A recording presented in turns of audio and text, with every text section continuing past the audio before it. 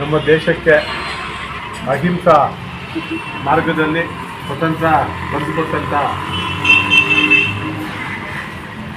ಮಹಾತ್ಮ ಗಾಂಧೀಜಿಯವರ 155ನೇ ಜನ್ಮದಿನ, ಅದರ ಜೊತೆಗೆ ಲಾಲ್ ಬಹದ್ದೂರ್ ಶಾಸ್ತ್ರಿ ಅವರ 120ನೇ ಜನ್ಮದಿನ.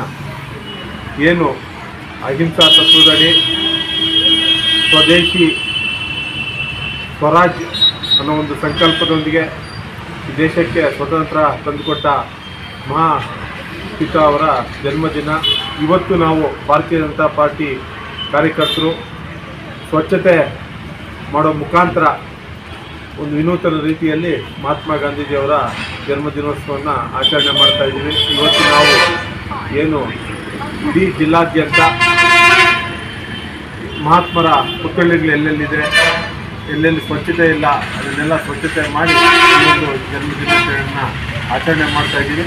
ಅದ್ರ ಜೊತೆಗೆ ಸ್ವದೇಶಿ ವಸ್ತುಗಳಿಗೆ ಮಹಾತ್ಮ ಗಾಂಧೀಜಿಯವರು ಸದಾ ಪ್ರೋತ್ಸಾಹ ಕೊಡ್ತಾಯಿದ್ರು. ಆ ಒಂದು ದೃಷ್ಟಿಯಿಂದ ಇವತ್ತು ಖಾದಿ ಭಂಡಾರದಲ್ಲಿ ಭಾರತೀಯ ಜನತಾ ಪಾರ್ಟಿಯ ಕಾರ್ಯಕರ್ತರು ಖಾದಿ ಉದ್ಯಮಕ್ಕೆ ಪ್ರೋತ್ಸಾಹ ಕೊಡಲು, ಎಲ್ಲ ಖಾದಿ ವಸ್ತುಗಳನ್ನು ಖರೀದಿ ಮಾಡಲು ನಮ್ಮ ರಾಷ್ಟ್ರೀಯ ಅಧ್ಯಕ್ಷರು ಮತ್ತು ರಾಜ್ಯಾಧ್ಯಕ್ಷರು ಕರೆ ಕೊಟ್ಟಿದ್ದಾರೆ. ಅದರ ಪೂರಕವಾಗಿ ಇವತ್ತು ಎಲ್ಲ ಕಾರ್ಯಕರ್ತರು ಖಾದಿ ಭಂಡಾರಕ್ಕೆ ಹೋಗಿ ಖಾದಿ ವಸ್ತುಗಳನ್ನ ಖರೀದಿ ಮಾಡಬೇಕು. ಮತ್ತು ಕೈಕುಶಲ ಕರ್ಮಿಗಳು ತಯಾರು ಮಾಡಿರ್ತಕ್ಕಂಥ ವಸ್ತುಗಳು ಸಹಿತ ಇವತ್ತು ನಾವು ಖರೀದಿ ಮಾಡಿ ಅದಕ್ಕೆ ಪ್ರೋತ್ಸಾಹ ಕೊಡಬೇಕು. ಏನು ಇವತ್ತು ಸ್ವರಾಜ್ಯದ ಕಲ್ಪನೆ ಮೋದಿಜಿಯವರು ಇಟ್ಕೊಂಡಿದ್ರು, ಸ್ವಚ್ಛತಾ ಕಲ್ಪನೆಯನ್ನು ಮೋದಿಜಿಯವರು ಇಟ್ಕೊಂಡ್ರು. ಅದರ ಪೂರಕವಾಗಿ ನರೇಂದ್ರ ಮೋದಿಜಿಯವರು ಸ್ವಚ್ಛ ಭಾರತ್ ಅಭಿಯಾನ್ ಮುಖಾಂತರ ಇಡೀ ದೇಶಾದ್ಯಂತ ಸುಮಾರು 20 ಕೋಟಿ ಟಾಯ್ಲೆಟ್ಸ್ನ ಉಚಿತವಾಗಿ BPL ಕಾರ್ಡ್ ಹೋಲ್ಡರ್ಸ್ಗೆ ನಿರ್ಮಾಣ ಮಾಡೋ ಮುಖಾಂತರ ಇವತ್ತು ಇಡೀ ದೇಶದಲ್ಲೇ ಏನು ಬಯಲು ದಶೆಯನ್ನು ನಿರ್ಮೂಲನೆ ಮಾಡಿದ್ದಾರೆ. ಇವತ್ತು ಓಪನ್ ಡಿಫಿಕೇಷನ್ ಟಾಯ್ಲೆಟ್ಸು ಇರೋದರಿಂದ ಯಾರೇ ಬಯಲುಗೆ ಶೌಚಾಲಯಕ್ಕಾಗಲಿ ಇದು ಹೋಗೋದಿಲ್ಲ. ಅದಕ್ಕೆ ಕಾರಣ ಏನು ಅಂದರೆ ಪ್ರತಿಯೊಂದು ಮನೆಗೂ ಸಹಿತ ಶೌಚಾಲಯ ನಿರ್ಮಾಣ ಮಾಡಿಕೊಟ್ಟಿರೋದು ನರೇಂದ್ರ ಮೋದಿಜಿಯವರು 10 ವರ್ಷದಿಂದ ಈ ಒಂದು ಸಾಧನೆಗೆ ಭಾರತೀಯ ಜನತಾ ಪಾರ್ಟಿಯ ಕಾರ್ಯಕರ್ತರು ನಾವು ಅಭಿನಂದಿಸ್ತಾ ಇದ್ದೀವಿ. ಅದೇ ಥರ ವಿಶೇಷವಾಗಿ ಇವತ್ತು ನಾವು ಪ್ಲಾಸ್ಟಿಕ್ನ ಬಳಕೆಯನ್ನು ನಾವು ಸ್ಥಗಿತಗೊಳಿಸಬೇಕು. ಏನು ಸಿಂಗಲ್ ಯೂಸ್ ಪ್ಲಾಸ್ಟಿಕ್ ಏನಿದೆ ಅದರಿಂದ ನಮ್ಮ ಮಣ್ಣು ಕುಶಲಗೊಳ್ತದೆ. ಪ್ಲಾಸ್ಟಿಕ್ ಯಾವತ್ತೂ ಮಣ್ಣಲ್ಲಿ ಅದು ಕೊಳೆಯೋದಿಲ್ಲ, ಸೊ ಯಾವತ್ತೂ ಅದು ಹಂಗೆ ಉಳಿದೋಗ್ತದೆ. ಆ ಒಂದು ದೃಷ್ಟಿಯಿಂದ ನಾವು ಇವತ್ತು ಪ್ಲಾಸ್ಟಿಕ್ನ ನಾವು ದೂರ ಇಡಬೇಕು. ಕಾಯರಿಂದ ಉತ್ಪಾದನೆ ಮಾಡಿರ್ತಕ್ಕಂಥ ಕವರ್ಸ್ನೇ ಉಪಯೋಗಿಸ್ಬೇಕಾಗ್ತದೆ.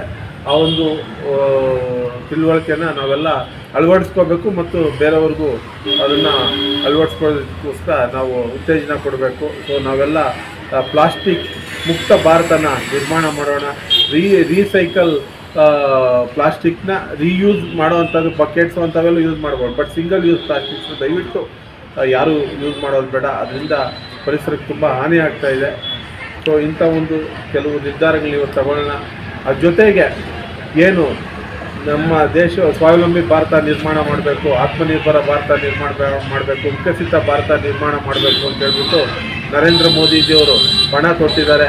ನಮ್ಮ ದೇಶಕ್ಕೆ ಇನ್ನೇನು ಕೆಲವೇ ವರ್ಷಗಳಲ್ಲಿ ಶತಮಾನೋತ್ಸವ ಆಚರಣೆ ಮಾಡ್ತಾಯಿದ್ದೀವಿ. 2047ಕ್ಕೆ ನಾವು ಶತಮಾನೋತ್ಸವ ಆಚರಣೆ ಮಾಡ್ತಾಯಿದ್ದೀವಿ. ಅಷ್ಟರೊಳಗೆ ನಮ್ಮ ದೇಶವನ್ನು ಅಭಿವೃದ್ಧಿ ಹೊಂದಿರತಕ್ಕಂಥ ರಾಷ್ಟ್ರವನ್ನಾಗಿ ರೂಪಿಸಬೇಕು ಅಂಥೇಳಿ ಮೋದಿಜಿಯವರು ವಿಕಸಿತ ಭಾರತ 2047ಕ್ಕೆ ಕರೆ ಕೊಟ್ಟಿದ್ದಾರೆ. ಅದರ ಪೂರಕವಾಗಿ ನಾವೆಲ್ಲ ಕೈ ಜೋಡಿಸ್ಬೇಕಾಗ್ತದೆ. ನಮ್ಮ ದೇಶವನ್ನು 100 ವರ್ಷದ ಸ್ವತಂತ್ರೋತ್ಸವ ಸಂದರ್ಭದಲ್ಲಿ ಇಡೀ ವಿಶ್ವದ ಗುರುವಿನ ಸ್ಥಾನಕ್ಕೆ ಕೊಂಡೊಯ್ಯಲು ಪ್ರತಿಯೊಬ್ಬ ಭಾರತೀಯನ ಅಳಿಲು ಸೇವೆ ಬೇಕಾಗ್ತದೆ. ಆ ಒಂದು ದೃಷ್ಟಿಯಿಂದ ನಾವೆಲ್ಲ ಕೈ ಜೋಡಿಸೋಣ ಮತ್ತು ಮೇಕ್ ಇನ್ ಇಂಡಿಯಾ ಸ್ವದೇಶಿ ವಸ್ತುಗಳಿಗೆ ವಿಶೇಷವಾದ ಒಂದು ಪ್ರೋತ್ಸಾಹನ ಕೊಡೋಣ ಅಂತೇಳಿ ಈ ಸಂದರ್ಭದಲ್ಲಿ ನಮ್ಮ ಎಲ್ಲ ಭಾರತೀಯ ಜನತಾ ಪಾರ್ಟಿ ಕಾರ್ಯಕರ್ತರಲ್ಲಿ ಸಾರ್ವಜನಿಕರಲ್ಲಿ ನಾನು ಮನವಿ ಮಾಡ್ಕೊತಾ ಇದ್ದೀನಿ. 2ನೇ ತಾರೀಕು ನಮ್ಮ ನೆಚ್ಚಿನ ಪ್ರಧಾನಮಂತ್ರಿಗಳಾದ ನರೇಂದ್ರ ಮೋದಿಜಿ ಅವರು ಭಾರತೀಯ ಜನತಾ ಪಾರ್ಟಿಯ ಸದಸ್ಯತಾ ಅಭಿಯಾನಕ್ಕೆ ಚಾಲನೆ ಕೊಟ್ಟು ಇಡೀ ರಾಷ್ಟ್ರಾದ್ಯಂತ ಇವತ್ತು ಈ ಒಂದು ಸದಸ್ಯತಾ ಅಭಿಯಾನ ನಡೀತಾ ಇದೆ. ಈ ಒಂದು ಸಂದರ್ಭದಲ್ಲಿ ನಾವು 20 ಕೋಟಿಗೂ ಹೆಚ್ಚು ಸದಸ್ಯರನ್ನ ಮಾಡಬೇಕು ಅಂತೇಳಿ ಈ ಬಾರಿ ರಾಷ್ಟ್ರೀಯ ಅಧ್ಯಕ್ಷರು ಕರೆ ಕೊಟ್ಟಿದ್ದಾರೆ. ಕಳೆದ 5 ವರ್ಷಗಳ ಹಿಂದೆ ಸದಸ್ಯತಾ ಅಭಿಯಾನ ಆದಾಗ ಸುಮಾರು 18 ಕೋಟಿ ಸದಸ್ಯರನ್ನು ಭಾರತೀಯ ಜನತಾ ಪಾರ್ಟಿ ಹೊಂದಿತ್ತು. ಇವತ್ತು ಇಡೀ ವಿಶ್ವದಲ್ಲೇ ಅತಿ ದೊಡ್ಡ ಅತಿ ಹೆಚ್ಚು ಸದಸ್ಯರು ಹೊಂದಿರತಕ್ಕಂಥ ರಾಜಕೀಯ ಪಕ್ಷ ಅದು ಭಾರತೀಯ ಜನತಾ ಪಾರ್ಟಿ. ಸುಮಾರು 18 ಕೋಟಿ ಸದಸ್ಯರನ್ನ ಹೊಂದಿದೆ. ಅದು ಕಳೆದ 2019ರಲ್ಲಿ ಮೆಂಬರ್ಶಿಪ್ ಡ್ರೈವ್ ಆದಾಗ ಅಷ್ಟೊಂದು ಸದಸ್ಯರನ್ನ ಹೊಂದಿತ್ತು. 6 ವರ್ಷಕ್ಕೊಮ್ಮೆ ನಮ್ಮ ಭಾರತೀಯ ಜನತಾ ಪಾರ್ಟಿಯ ಸದಸ್ಯತಾ ಅಭಿಯಾನ ನಡೀತದೆ. ಈಗ 2024ರಲ್ಲಿ ನಮ್ಮ ರಾಷ್ಟ್ರೀಯ ಅಧ್ಯಕ್ಷರು 25 ಕೋಟಿಗೂ ಹೆಚ್ಚು ಸದಸ್ಯರನ್ನ ಮಾಡಬೇಕು ಅಂತ ಕರೆ ಕೊಟ್ಟಿದ್ದಾರೆ. ನಮ್ಮ ಕರ್ನಾಟಕಕ್ಕೂ ಸಹಿತ 1.5 ಕೋಟಿ ಸದಸ್ಯರನ್ನ ಮಾಡಬೇಕು ಅಂತ ನಮ್ಮ ರಾಜ್ಯಾಧ್ಯಕ್ಷರು ಕರೆ ಕೊಟ್ಟಿದ್ದಾರೆ. ನಮ್ಮ ಕೋಲಾರ ಜಿಲ್ಲೆಯಲ್ಲಿ ಸಹಿತ 4,11,000 ನಮಗೆ ಟಾರ್ಗೆಟ್ ಕೊಟ್ಟಿದ್ದಾರೆ. ಅದರ ಪೂರಕವಾಗಿ ಇಡೀ ಜಿಲ್ಲಾದ್ಯಂತ ಸದಸ್ಯತಾ ಅಭಿಯಾನ ನಡೀತಾ ಇದೆ. ಈಗಾಗಲೇ ಸುಮಾರು 50,000ಕ್ಕೂ ಹೆಚ್ಚು ಸದಸ್ಯರನ್ನ ಸಕ್ರಿಯ ಸದಸ್ಯರಾಗಿ ಇವತ್ತು ಭಾರತೀಯ ಜನತಾ ಪಾರ್ಟಿ ಸದಸ್ಯರಾಗಿ ನಮ್ಮ ಜಿಲ್ಲೆಯಲ್ಲಿ ಈಗಾಗಲೇ ನೋಂದಾವಣೆ ಮಾಡಿಕೊಂಡಿದ್ದಾರೆ. ಈ 2 ವಾರ ಏನು ಈ ಸದಸ್ಯತಾ ಅಭಿಯಾನದ ಅಭಿಯಾನ ನಡೀತದೆ. ಪ್ರತಿಯೊಬ್ಬ ಏನು 18 ವರ್ಷ ಮೇಲ್ಪಟ್ಟಿರ್ತಕ್ಕಂಥ ಪ್ರತಿಯೊಬ್ಬರೂ ಸಹಿತ ಭಾರತೀಯ ಜನತಾ ಪಾರ್ಟಿ ನೇತೃತ್ವದ ಏನು ಕೇಂದ್ರ ಸರ್ಕಾರ ಕೊಟ್ಟಿರ್ತಕ್ಕಂಥ ಸಾಧನೆಗಳು, ನಮ್ಮ ರಾಜ್ಯ ಸರ್ಕಾರದಲ್ಲಿ ನಮ್ಮ ಪಕ್ಷ ಅಧಿಕಾರ ಇದ್ದಂಥ ಸಂದರ್ಭದಲ್ಲಿ ಕೊಟ್ಟಿರ್ತಕ್ಕಂಥ ಸಾಧನೆಗಳ ಅಭಿವೃದ್ಧಿ ಪಟ್ಟಿಯನ್ನು ಇಟ್ಕೊಂಡು ನಾವು ಪ್ರತಿಯೊಬ್ಬ ಮತದಾರರಲ್ಲೂ ಮನವಿ ಮಾಡ್ಕೊತಾ ಇದ್ದೀವಿ. ಈ ದೇಶದ ಭದ್ರತೆಗೋಸ್ಕರ ಭಾರತೀಯ ಜನತಾ ಪಾರ್ಟಿ ಅಧಿಕಾರದಲ್ಲಿರಬೇಕು. ಹೆಚ್ಚೆಚ್ಚು ಸದಸ್ಯರು ಈ ಸಂದರ್ಭದಲ್ಲಿ ತಾವೆಲ್ಲ ನೋಂದಾವಣೆ ಮಾಡ್ಕೋಬೇಕಾಗ್ತದೆ. ಯಾಕೆ ಅಂದರೆ ನಮ್ಮದು ರಾಜಕೀಯ ಪಕ್ಷ ಕೇವಲ ಚುನಾವಣೆಗೋಸ್ಕರ ಇರ್ತಕ್ಕಂಥ ರಾಜಕೀಯ ಪಕ್ಷ ಅಲ್ಲ. ಚುನಾವಣೆ ಬಂದಾಗ ನಾವು ಚುನಾವಣೆಯನ್ನು ಫೇಸ್ ಮಾಡ್ತೀವಿ. ಚುನಾವಣೆಯಲ್ಲಿ ಗೆಲುವು ಸೋಲು ಸಹಜ. ಆದರೆ ನಿರಂತರವಾಗಿ ಸೇವಾಯಿ ಸಂಘಟನೆ ಅಂತ ಸೇವೆ ಮಾಡೋ ಮುಖಾಂತರ ಪಕ್ಷದ ಸಂಘಟನೆ ಮಾಡಬೇಕು ಅಂತ ನಮ್ಮ ಏನು ರಾಷ್ಟ್ರೀಯ ಅಧ್ಯಕ್ಷ ಕರೆ ಕೊಟ್ಟಿದ್ದಾರೆ. ಅದರ ಪೂರ್ವಕವಾಗಿ ನಿರಂತರವಾಗಿ ಸೇವಾ ಚಟುವಟಿಕೆಗಳನ್ನ ಸಾರ್ವಜನಿಕರಿಗೋಸ್ಕರ ಮಾಡ್ತಾ ಬರ್ತಾ ಇದ್ದೀವಿ. ಅದೇ ಥರ ಇವತ್ತು ಸ್ವಚ್ಛತಾ ಕಾರ್ಯಕ್ರಮಗಳನ್ನು ಇಡೀ ದೇಶಾದ್ಯಂತ ಹಮ್ಮಿಕೊಂಡಿದ್ದೀವಿ. ಈ ಸ್ವಚ್ಛ ಭಾರತ್ ಅಭಿಯಾನ ಮುಖಾಂತರ ಇಡೀ ದೇಶದಲ್ಲೇ ನಮ್ಮ ನೆಚ್ಚಿನ ಪ್ರಧಾನಮಂತ್ರಿಗಳು ಇವತ್ತು 10 ವರ್ಷಗಳ ಹಿಂದೆ ಭಾರತ ಇದ್ದಂಥ ಸ್ಥಿತಿ ಈಗ ಇದ್ದಂಥ ಸ್ಥಿತಿ ಹೋಲಿಕೆ ಮಾಡಿದ್ರೆ ಅಜಗಜಾಂತರ. ಇಡೀ ವಿಶ್ವದಲ್ಲೇ ಅತಿ ಹೆಚ್ಚು ಶೌಚಾಲಯಗಳನ್ನು ನಿರ್ಮಾಣ ಮಾಡೋ ಮುಖಾಂತರ ಸ್ವಚ್ಛ ಭಾರತ ಅಭಿಯಾನದಲ್ಲಿ ಅತಿ ಹೆಚ್ಚು ಶೌಚಾಲಯಗಳನ್ನು ಮಾಡೋ ಮುಖಾಂತರ ವಿಶೇಷವಾಗಿ BPL ಕಾರ್ಡ್ ಹೋಲ್ಡರ್ಸ್ಗೆ ಪ್ರತಿಯೊಂದು ಮನೆಗೂ ಸಹಿತ ಇವತ್ತು ಗ್ರಾಮೀಣ ಪ್ರದೇಶಕ್ಕೆ ಹೋದರೆ 10 ವರ್ಷಗಳಿಂದ ಕೇವಲ 20% ಮಾತ್ರ ಟಾಯ್ಲೆಟ್ಸ್ನ ಯೂಸ್ ಮಾಡ್ತಾಯಿದ್ರು. ಸುಮಾರು 80% ಭಾರತೀಯರು ಬಯಲು ಹೋಗ್ತಾಯಿದ್ರು.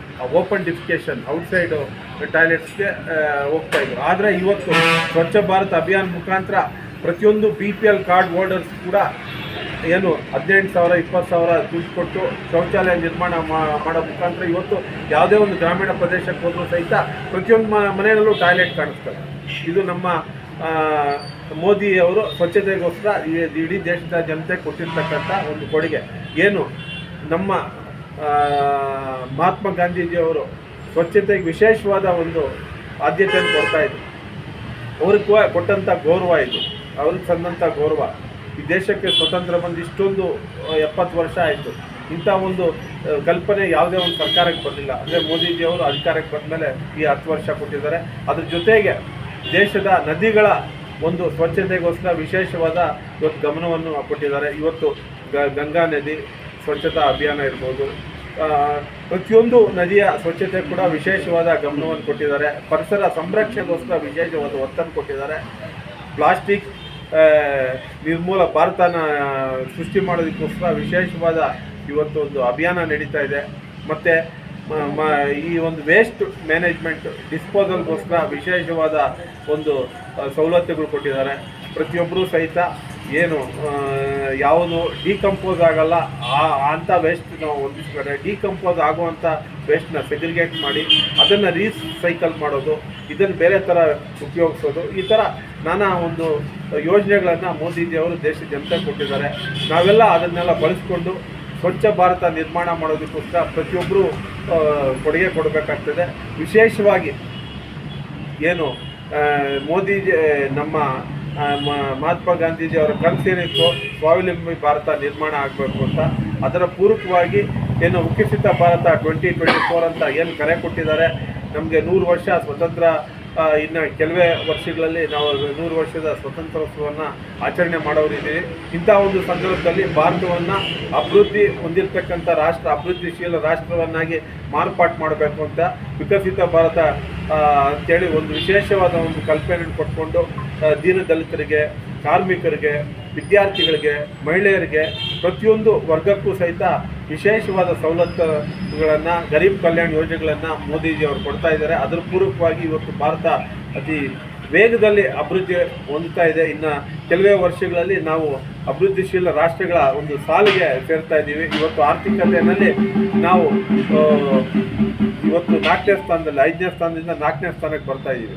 ಸೊ ಇನ್ನು ಕೆಲವೇ ವರ್ಷಗಳಲ್ಲಿ 3ನೇ ಸ್ಥಾನಕ್ಕೆ ಹೋಗುವಂಥ ಪರಿಸ್ಥಿತಿಗೆ ನಿರ್ಮಾಣ ಆಗ್ತಾ ಇದೆ. ಇಂಥ ಒಂದು ಪೂರಕವಾದ ವಾತಾವರಣ ಇವತ್ತು ದೇಶದಲ್ಲಿ ನಿರ್ಮಾಣ ಆಗಿದೆ. ಅದರ ಜೊತೆಗೆ ಇಡೀ ವಿಶ್ವದಲ್ಲೇ ಇವತ್ತು ಭಾರತ ಡಿಸೈಡಿಂಗ್ ಫ್ಯಾಕ್ಟರ್ ಥರ ಹೊರಹೊಮ್ಮಿದೆ. ಯಾವುದೇ ಒಂದು ಅಂತಾರಾಷ್ಟ್ರೀಯ ಮಟ್ಟದಲ್ಲಿ ಯಾವುದೇ ಒಂದು ವಿಷಯಗಳಿಂದ ಭಾರತದ ಒಂದು ನಿರ್ಧಾರ ತುಂಬ ಸದೃಢವಾದ ನಿರ್ಧಾರ, ಡಿಸೈಡಿಂಗ್ ಫ್ಯಾಕ್ಟರ್ ಭಾರತ ಇವತ್ತು ಇರ್ತಾ ಇದೆ. ಯಾವುದೇ ಅಂತಾರಾಷ್ಟ್ರೀಯ ಕಲಹಗಳಿಂದ ಭಾರತ ಪ್ರಧಾನಿಗಳು ನೇರವಾಗಿ ಅದರಲ್ಲಿ ಭಾಗವಹಿಸಿ ನಿರ್ಧಾರ ತಗೊಳ್ಳುವಂಥ ಒಂದು ವಸ್ತುಸ್ಥಿತಿಗೆ ಇವತ್ತು ಭಾರತ ನಿಂತಿದೆ. ಅಂದರೆ ನಮ್ಮ ದೇಶದಲ್ಲಿ ಇರ್ತಕ್ಕಂಥ ಸದೃಢ ನಾಯಕತ್ವ, ಇಂಥ ಒಂದು ನಾಯಕತ್ವದಲ್ಲಿ ನಾವು ದೇಶವನ್ನು ಇನ್ನಷ್ಟು ಮುಂದೆ ನಡೆಸೋಣ ಮತ್ತು ನಮ್ಮ ಪರಿಸರವನ್ನು, ನಮ್ಮ ಸ್ವಚ್ಛತೆಯನ್ನು ಕಾಪಾಡೋಣ. ನಮ್ಮ ಮಹಾತ್ಮ ಗಾಂಧೀಜಿಯವರ ಕನಸೇನಿತ್ತು ಸ್ವದೇಶಿ ವಸ್ತುಗಳನ್ನ ಉಪಯೋಗಿಸ್ಕೋಬೇಕು ಅಂತ, ಅದರ ಪೂರಕವಾಗಿ ನರೇಂದ್ರ ಮೋದಿಜಿಯವರು ಮೇಕ್ ಇನ್ ಇಂಡಿಯಾ ಅಂತ ಕಾನ್ಸೆಪ್ಟ್ ಉಪಯೋಗಿಸಿ ಪ್ರತಿಯೊಂದು ವಸ್ತುವನ್ನು ಸಹಿತ ಆತ್ಮನಿರ್ಭರವಾಗಿ ನಮ್ಮ ದೇಶದಲ್ಲೇ ಉತ್ಪಾದನೆ ಮಾಡೋ ಥರ ಇವತ್ತು ಪ್ರತಿಯೊಂದು ಕ್ಷೇತ್ರದಲ್ಲೂ ಸಹಿತ ನಾವು ಸ್ವಾವಲಂಬಿಗಳಾಗ್ತಾ ಇದ್ದೀವಿ.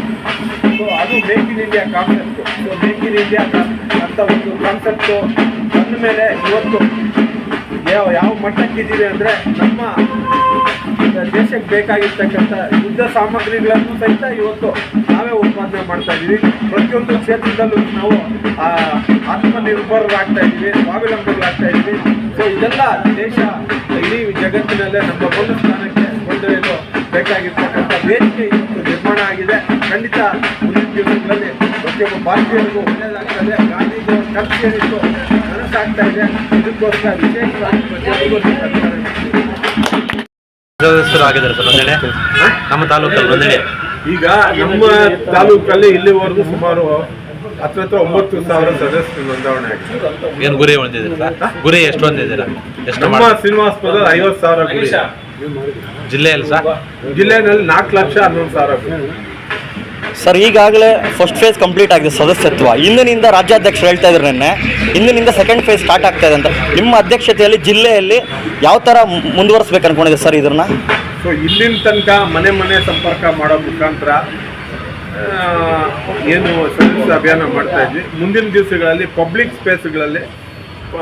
ಪ್ಲೇಸಸ್ಸಲ್ಲಿ ಸ್ಟಾಲ್ಸ್ ಹಾಕೋ ಮುಖಾಂತರ ಸಾರ್ವಜನಿಕರಿಗೆ ಈ ಮಾಹಿತಿ ಕೊಡೋ ಮುಖಾಂತರ ಅವ್ರನ್ನ ಸದಸ್ಯ ಅಭಿಯಾನಕ್ಕೆ ಒಪ್ಪಿಕೊಳ್ಳೋ ಮುಖಾಂತರ ಮಾಡ್ತಾ ಇದ್ದೀವಿ. ಪ್ರತಿಯೊಬ್ಬರು ಸಹಿತ ನಮೋ ಆಪ್ ಮುಖಾಂತರ ಏನು ಮೆಂಬರ್ಶಿಪ್ ಅಭಿಯಾನ್ 2024 ಅಂತ ಏನಿದೆ ಆ ಪೋಸ್ಟರ್ನ ಪ್ರೆಸ್ ಮಾಡಿ ಅದ್ರ ಮುಖಾಂತರ ಅವರ ಮೊಬೈಲ್ ನಂಬರ್ ಎಂಟ್ರಿ ಮಾಡಿ, OTP ಎಂಟ್ರಿ ಮಾಡಿ, ಅವರ ಡೀಟೇಲ್ಸ್ ಫಿಲ್ ಮಾಡಿ ಸದಸ್ಯರಾಗಬೇಕು ಅಂತ ಎಲ್ಲರೂ ಮಾಡ್ತಾರೆ.